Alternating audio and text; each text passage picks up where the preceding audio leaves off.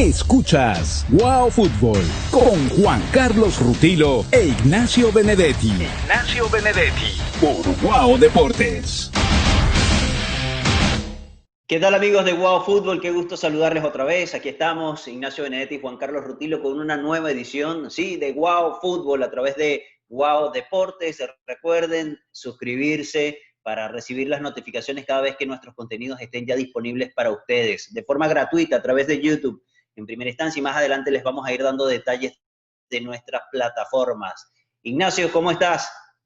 Hola Juan, un gusto estar de nuevo en Wow Fútbol y sobre todo que ya el proyecto empieza a cobrar vida y empezamos a darle a toda la gente esta ventana para conversar de fútbol y analizar un poco desde la tranquilidad con la que siempre lo hemos hecho desde hace, bueno, mejor no revisemos desde cuándo, pero contento y bueno, esperando con mucha inquietud, Juan, te digo, con mucha inquietud porque el partido ante Chile hay varias maneras que he venido pensando y que creo que Peseiro puede cambiar un poquito el panorama de cara a ese encuentro.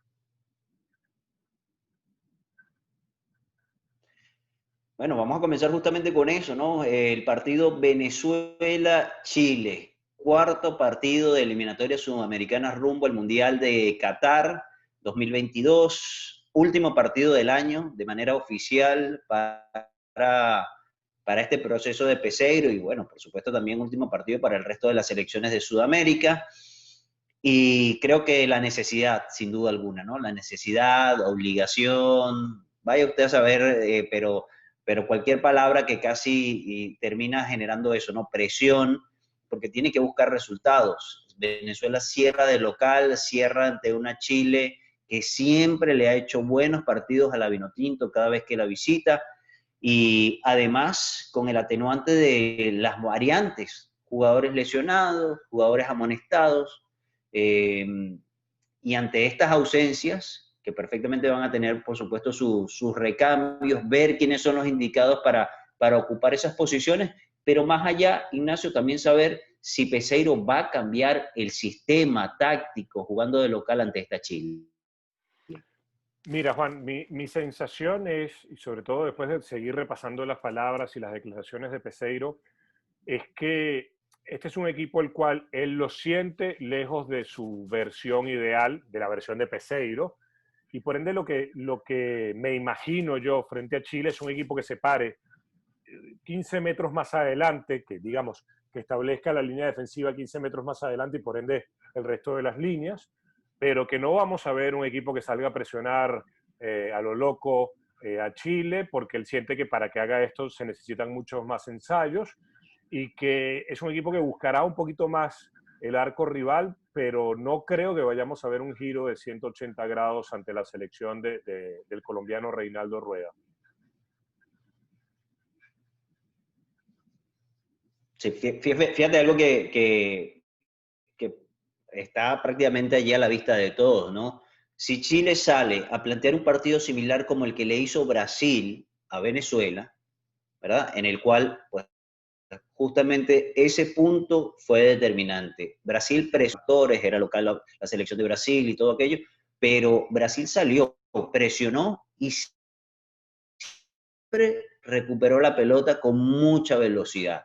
Entonces allí hay dos cosas. Una, del lado de Chile, sabiendo que van de visitante y de lo que hizo Brasil, podrán salir a ellos a buscar el partido, podrán ir ellos en búsqueda de generar esa presión para obligar la rápida pérdida del balón por parte de Venezuela, y obviamente del lado que nos interesa, del lado de la Vinotinto y del lado de Peseiro, pues cómo hacer para que cuando el equipo es presionado, ¿verdad? Cuando tiene la pelota, pues no la pierda con tanta facilidad como sucedió, que tengan la posibilidad de generar fútbol, de tocarla, de ir al frente y de hilvanar jugadas. Mira, yo veo una Chile que va a salir a presionar porque lo hace en todos los campos. Es una identidad que tienen ya desde hace mucho tiempo.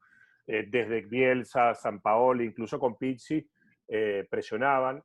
Yo lo que siento es que esta Vinotinto, si logra poner la línea defensiva 15 metros más adelante y empieza a verse presionada, necesita encontrar a Jordan Osorio como lanzador, como ese futbolista, o a Wilker Fariñez si termina siendo el portero, que recupere un poco la efectividad de ese pase largo que daba Fariñez para saltar esa primera línea de presión y buscar a los volantes, porque es la única manera. La selección venezolana todavía no se siente cómodo en las pequeñas sociedades en pases cortos. Digo todavía porque uno espera que más adelante lo pueda hacer. Entonces, esa segunda opción que es que Chile te presione, cómo saltas esa presión, si de verdad lo está haciendo de manera asfixiante, va a ser muy importante el papel de estos dos futbolistas, de Osorio y por supuesto de Fariñez. Pero además no me quiero olvidar, porque una cosa es que tú puedas lanzar el pase largo, pero otra cosa es el movimiento de los posibles receptores. Entonces tienen que moverse mucho los volantes, los atacantes y también los laterales. Los laterales tienen que identificar si tienen que subir, si tienen que quedarse un poco a una altura más media, dependiendo de cómo va a ser esa salida de esa presión. Porque yo lo que siento, Juan, es, ante la ausencia de Tomás Rincón, yo creo que, bueno, la vuelta de Yangel Herrera, parece ser la confirmación nuevamente de Moreno en esa especie de doble pivote, si se quiere llamar de una manera, porque con Cáceres no es tribote, Cáceres es más de ida y vuelta. Entonces, creo que va a ser muy importante también estos volantes que entiendan a veces que si hay que saltar, digamos, con ese pase de Osorio o de Fariñez, o si es Graterol el arquero, que no tienen que bajar tanto a buscar la pelota, porque ellos tienen que ir a buscar lo que se conoce como esa segunda jugada, ¿no? Sí. Fíjate que yo creo que ya metiéndonos un poco en la alineación que la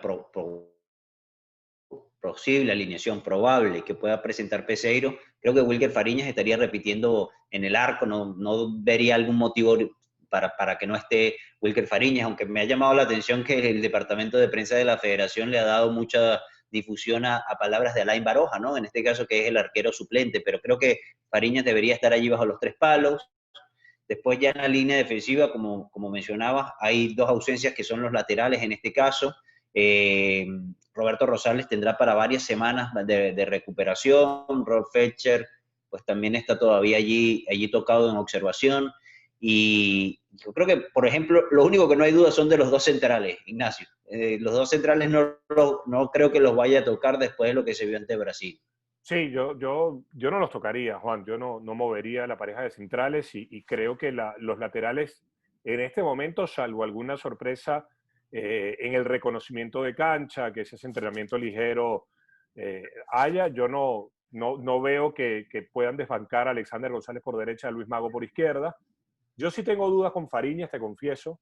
Yo lo he visto en los 3 partidos muy nervioso, pero esto Sí. es típico de un futbolista y de un arquero que no está teniendo actualidad.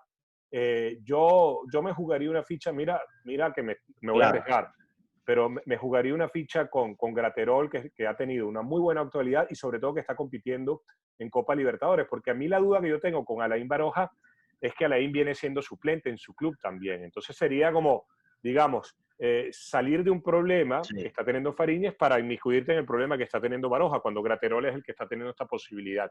Pero no sé si Peseiro sea de hacer esas grandes modificaciones, ¿no?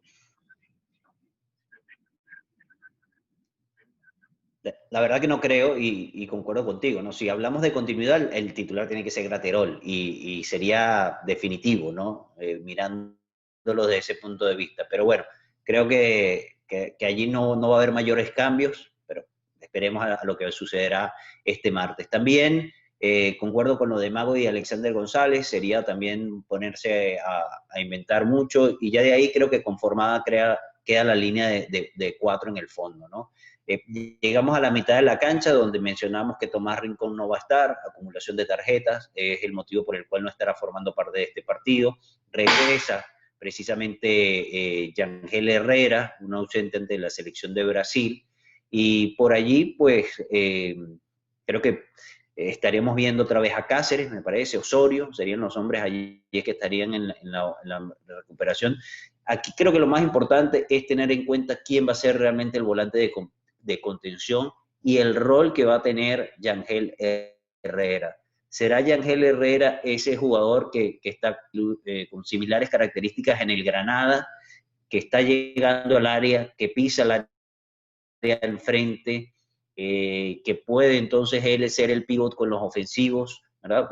Vamos a ver si realmente ese va a ser el rol de Yangel Herrera, porque ayudaría muchísimo, aliviaría a lo que hemos venido mencionando, de que Carson Sotelo jueguen pegados en la raya y la única opción que les quede es correr hacia adelante y driblar para tratar de tirar un centro. Creo que allí teniendo a Yangel, que tenga movilidad por el centro y que busque, ¿no? Busque conectar con ellos, puede ser entonces el tipo que le dé la salida al equipo hacia el frente.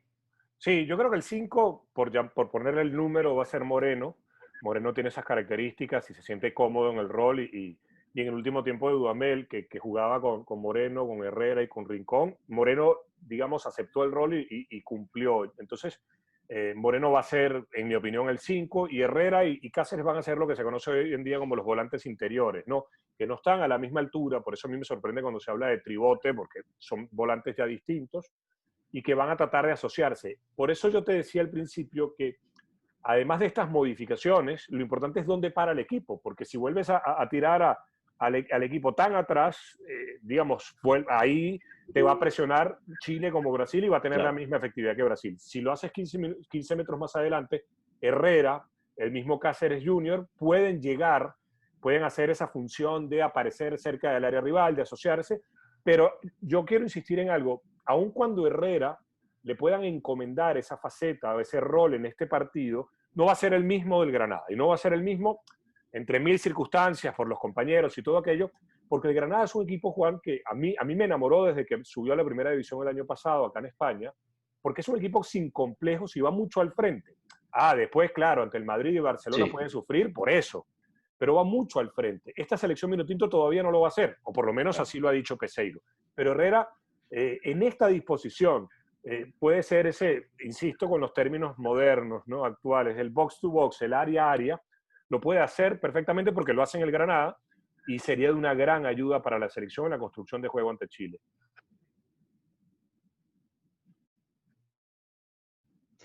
Así es, entonces creo que de allí no debería haber mayores modificaciones, ¿no? Soteldo debería mantenerse en la alineación, Darwin Machís, pues obviamente también, quien lo sienta, y Salomón Rondón en el frente de ataque. Creo que esa debería ser la alineación de la selección, salvo algo de última hora, o realmente que sorprenda a todos Peseiro cambiando el sistema, ¿no? Cambiando el sistema y obviamente eso le obliga a mover jugadores. Pero entonces creo que de allí saldrían los 11 titulares a Chile, un partido que se va a jugar día martes y además en la tarde, Ignacio. Y para tener en cuenta y no dejarlo pasar, que la selección de Venezuela vuelve a jugar en la capital del país, en Caracas, en el Estadio Olímpico, después de cualquier cantidad de años eliminatorias en el Estadio Olímpico de la UCB, de allí en adelante. Es más, cuidado si no fue un partido frente a Argentina, el último partido de eliminatoria, Ignacio. Sí, contra Argentina, la tercera fecha de la eliminatoria camino al Mundial de 2006, porque además lo trabajamos juntos. Estábamos en aquella época con Daniel Chapela, con Edgardo Broner, entonces nos tocó trabajarlo juntos en esa época, que si no me falla la memoria, fue el debut como titular de Alejandro Sichero como central, porque hubo que echar mano de Alejandro. Era el tercer partido, si no me falla, de esa eliminatoria. Sí, señor, qué recuerdos, ¿no? Difícil que se nos olvide Perdón, ese momento allí eliminatorio. Me falla si es el tercero o el segundo partido, ya lo voy a corroborar. Sí, pero bueno, fue contra Argentina, fue en el inicio de aquella eliminatoria y desde el 2006, y estamos ya en 2020, 14 años desde que, bueno, un poco más, porque el 2006 fue el Mundial, la eliminatoria habrá sido eso que 2003, 2003 más o menos, ¿sí? Ya te voy a confirmar, por eso es que ahora me quedé... Sí, pero bueno, por allí estuvo y... Bueno, Mira, pero fue el tranquilo, por ahí partido. estuvo. Fue el segundo partido de la eliminatoria. Segundo partido. Se juega en Caracas el 9 de septiembre de 2003, la victoria de Argentina 0-3 frente a Venezuela, que fue, insisto, el debut de Alejandro Sichero como central titular en la selección. Sí, todavía por allí guardo un recuerdo de una foto entrevistando a Gilberto Angelucci con un grabador de cassette, algo que ya hoy en día es como una reliquia. Pero bueno, el punto importante acá es que vuelve la Vinotinto al Estadio Olímpico, incluso de cierta manera por una petición de los jugadores, ¿no? Porque fue en Mérida, sabemos las condiciones que se están viviendo en el país, en Venezuela, donde, bueno, falla la luz constantemente, también es dificultoso la movilidad, entonces dijeron, bueno, a jugar en el Estadio Olímpico, a jugar en la capital, y además creo que le ha permitido a Peseiro tener a la selección un poco más tranquila. Al día siguiente del partido con Brasil ya estaban en Caracas y estaban haciendo el regenerativo, ya los jugadores estaban allí otra vez, sin tener que dar asalto. Esas cosas nada más pasaban en Venezuela, donde se ponía la selección a dar vueltas por todo el país. Solamente dos países de Sudamérica hacían eso, Brasil y Venezuela. ¿Okay? Brasil porque lo hacía por darle a todo el pueblo brasileño, que son unos locos del fútbol, ¿verdad? Apasionados del fútbol, por llevar a la selección a todo el país. Y Venezuela, no digamos que precisamente por eso, en un principio se llevó mucho a los Andes, porque resignaba el estadio, Táchira, en algún momento Mérida, pero más que todo después de la Copa América, cuando ya tenían el estadio. Pero la danza de la Vinotinto en el interior de Venezuela se daba específicamente por acuerdos entre las federaciones y las gobernaciones. No había otro motivo. Buscaban hacer taquilla, buscaban que las gobernaciones garantizaban la venta total de los tickets, así no fuera la gente. Cosas como esas, pues, pusieron a la Vinotinto a dar vueltas en el interior del país, y ahora, en medio de toda esta pandemia, sin público, pareciera que las cosas vuelven a su causa y a su lógica, porque ninguna, salvo Brasil, que ya lo mencionamos, pues no juegan en el interior, todos juegan en la capital donde están los estadios. Argentina intentó jugar en el interior cuando Maradona es entrenador de la selección y de hecho se habla, lleva a Brasil a Rosario porque según Maradona Brasil iba a sentir la presión y creo que se comieron 3 goles por parte de los brasileros. Pero son Venezuela y Brasil, como tú bien dices. Además hay un tema económico en el que esas gobernaciones liberaban del pago de impuestos de impuestos a la Federación Venezolana y por eso también era sumamente atractivo para la Federación llevarla. En este caso también se junta que no hubo vuelo charter, entonces los vuelos internacionales serán más complicados, hacer las conexiones desde el interior a Caracas para después tomar los vuelos hacia el extranjero. Entonces, en este caso parece una buena decisión. Estuve viendo fotografías de la grama del Olímpico en Twitter. Te soy sincero, le daría el crédito a quien se las vi, pero no lo recuerdo, así que pido disculpas, pero se veía muy bien la grama, se veía muy bien la grama. Y ojalá que esté rapidito el campo, que lo puedan regar, porque va a ser muy importante por los futbolistas nuestros también, Sí. que esté rapidito. Sí, va a ser un gran partido, Ignacio. Vamos a ir repasando justamente ya la jornada, la 4 de las eliminatorias, los partidos que se van a estar jugando todos el martes. Todos los partidos de la eliminatoria de Sudamérica se van a jugar el martes. Temprano se va a jugar el Ecuador-Colombia en Quito. Promete ser un partidazo. Colombia con la necesidad de levantar un poco la imagen después del 3-0 que sufrieron en Barranquilla. Ecuador con la misión de remontar o ratificar un poco lo que vienen haciendo, tanto de local como visitante, y cerrar en lo más alto, ¿no? En lo anímico y futbolístico su participación en este 2020 de eliminatorias bajo la tutela de Alfaro. Sí, fíjate que ese Ecuador que mañana es local frente a Colombia, que además es un partido con mucha carga emocional siempre, es un partido muy disputado. Juan, en este momento Ecuador está montado en la parte alta de la tabla. Un Alfaro que ya sabemos cómo llegó, que llegó después de Jordi Cruyff, de que Jordi Cruyff no hizo ningún entrenamiento por la pandemia, y que Alfaro por ese conocimiento del fútbol sudamericano, porque yo insisto con esto, se puede estar de acuerdo o no con los gustos, con las propuestas, con los estilos, pero Alfaro es un tipo que tiene muchos años dirigiendo, conoce mucho el fútbol sudamericano, es analista en cadenas de televisiones en los torneos grandes, bien sea Copa América o mundiales, sobre todo con la televisión colombiana. Y fíjate que desde esa sencillez del conocimiento, de no querer inventar mucho, que es lo que ha propuesto Peseiro ahora, no querer inventar mucho, Ecuador está ahí arriba. Colombia tiene que ganar, Juan, a pesar de que es visitante, porque empieza a ver que es cierto, tiene 4 puntos, no Sí. está lejos, pero perder en este momento ya sería empezar a darle de comer a los miedos y a la inseguridad colectiva que a veces se apodera de la gente cuando la eliminatoria recién está comenzando. Pero es un partido muy interesante, ¿eh?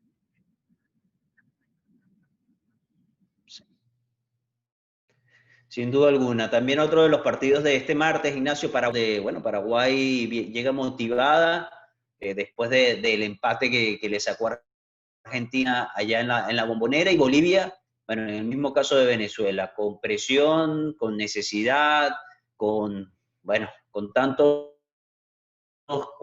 elementos, Farías allí al frente buscando conseguir puntos como sea, o si no, pues ya pudiera también estar quedando fuera, ¿no? De estar al frente de la selección de Bolivia. Y que Paraguay, Juan, es un equipo muy serio, muy bien trabajado, muy, digamos, de la mano de Berizzo. Berizzo es muy cómico cuando te dicen, no, es que tal técnico es hijo de Bielsa, como si los técnicos no tuvieran personalidad propia. Fíjate que Berizzo es un tipo que es mucho más Sí, flexible que Bielsa. criterio. Sí, totalmente. Y tiene esa flexibilidad. Y juegan en casa. Bolivia ya salir a buscar esos partidos fuera de La Paz, sabemos que históricamente se le ha hecho muy difícil. Y además que el tema Bolivia ya no solamente Farías, sino todo lo que vive Bolivia con la dirigencia, Juan. Durante el partido ante Ecuador se Sí, llevaron sí, detenido está al terrible. presidente de la federación. Tiene 2 presidentes de federación, así no se puede trabajar. Y aquí hay que, digamos, entender todo esto para darse cuenta que lo de Bolivia ante Paraguay, de sumar un triunfo, sería casi heroico. Sí, ¿no? Y si te pones a ver, sería un contraste tremendo que pasara lo totalmente opuesto, ¿no? Que Farías y la selección estuviera yendo bien y la selección con ese desastre, ¿no? Creo que una cosa termina siendo consecuencia de la otra. Pero bueno, no nos metamos en ese detalle. Vamos a seguir avanzando con el otro partido. Partidazo, Ignacio. Uruguay-Brasil en el centenario de Montevideo. ¿Qué clase de partido que nos van a dar estas dos? Pues súper motivada, mostrando su mejor fútbol, de golear a Colombia, y Brasil que llega con muchas dudas, ¿no? Que le ganó por la mínima a Venezuela. Creo que de verdad ahí tendremos un gran partido de fútbol, ya será más tardecito en la noche. Y sobre todo porque está la posibilidad de que Neymar juegue ese partido, lo cual ya para Brasil es un cambio importante. Pero si vemos los rendimientos de la jornada anterior, de hace 2, 3 días, el favorito es Uruguay, Juan. El favorito es Uruguay, porque Uruguay ante Colombia jugó un partido muy serio, un partido con una línea de mediocampistas, digamos, jugando un partido fabuloso, con relevos, con participación en la construcción de juego, mientras que Brasil gana a Venezuela, es cierto, pero jugando un fútbol extremadamente pesado, lento en la construcción.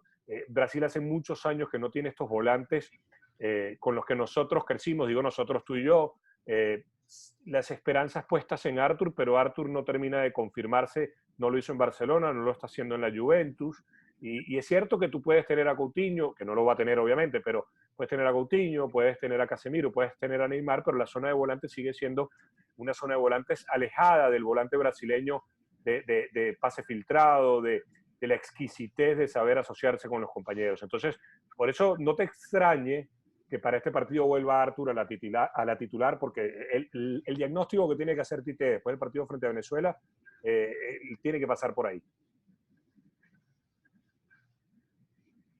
Sí, el que sí no va a volver definitivamente es Neymar.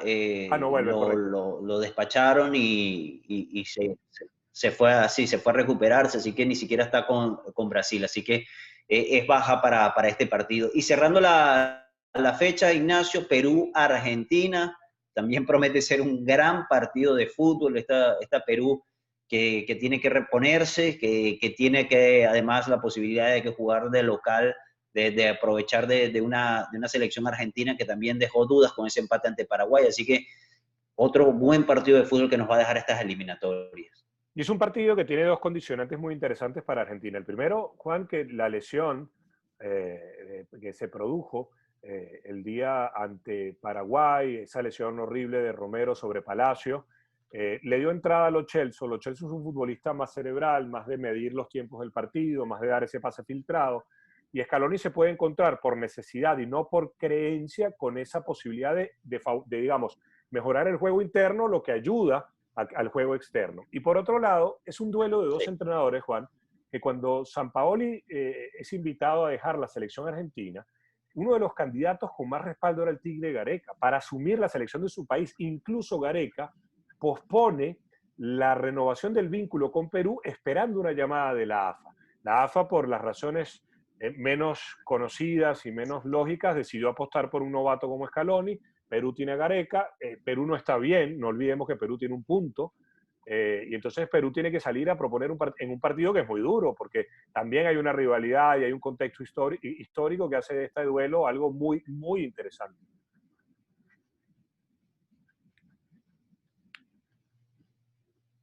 Así es, Ignacio. Bueno, para finalizar esta edición de Wow Fútbol, recordarle a la gente que se suscriben las notificaciones, le dan a la campanita. Vamos a dar nuestros ganadores o partidos que puedan estar en empate para no romper con la rutina que venimos haciendo a cada vez que hay eliminatorias. Ignacio, ¿quién gana entre Ecuador y Colombia? ¿Cómo ves ese partido? Entre Ecuador y Colombia voy a poner un empate. Vas a poner empate, yo diría que gana Ecuador. Yo diría que gana Ecuador. Entre Paraguay y Bolivia, Ignacio. Creo que gana Paraguay. Ahí también me anoto con Paraguay. Uruguay, Brasil. Se juega en Montevideo, me encanta este Uruguay y voy a jugarme otro empate. Empate yo. No, yo ahí sí me voy con una victoria de Uruguay frente a la Canariña, ahí en el Centenario. Entonces nos queda el Perú-Argentina. Yo voy a poner una victoria albiceleste. Victoria albiceleste. Está bien, yo ahí voy a dar una victoria peruana. Y finalmente el Venezuela-Chile, Ignacio, que es el que nos importa. De verdad que bueno, uno siempre va a querer que gane la Vinotinto, ¿no? Lo veo un poco más equilibrado que lo que se vio ante Brasil y espero que gane la Vinotinto. Sí, yo espero lo mismo, espero una victoria Vinotinto, que el equipo se pare 10, 15 metros más adelante y que la busque. Ya después, lo que termine pasando, sabe que no nos atrevemos, con la Vinotinto no nos atrevemos nunca a buscar ni siquiera en el juego del pronóstico, pero te voy a decir algo, no pusiste un solo empate. Sí, sí, señor. Está bien. Así Yo creo que aumenta, veo victorias. aumenta mis posibilidades de ganarme el café en Miami, ¿no?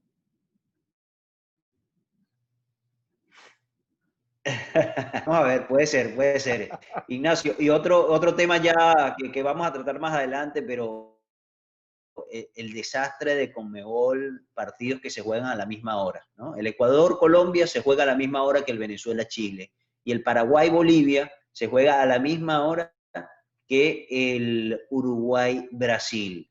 A la misma hora comienzan estos partidos, ¿ok?